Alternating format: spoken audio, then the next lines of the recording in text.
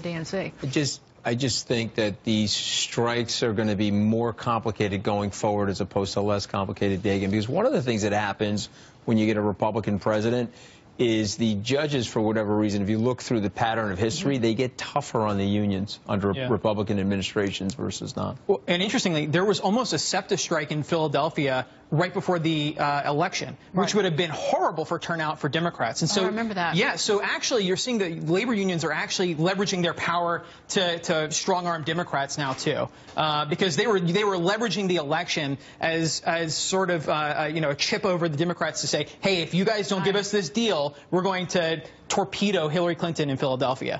So it's tough. It makes me lose so much sympathy for them if they mess up people's travel, their planes, their trains. I mean, it makes me so angry. Yeah. But you know I don't see how that helps. But it's only disrupting commerce, and that's really the only thing that works for them. Is that we actually, because we debated this on Bulls and Bears over the weekend on the news channel, that when you have protests that are nothing more than just protests and you don't disrupt commerce, people are like, okay, it's annoying, and they watch it, but it doesn't really. The outcomes are not as great unless you actually do something. And I think most Americans have a hard time sympathizing with some of these labor unions when you're talking about compensation packages that are over $150,000 a year on average. I mean, it's for the average American, it's hard to look at these and feel bad for the labor unions. They've got great deals. Particularly over the last more than 10 years, as people have found out what people in public sector unions are making and how these cities are going bankrupt.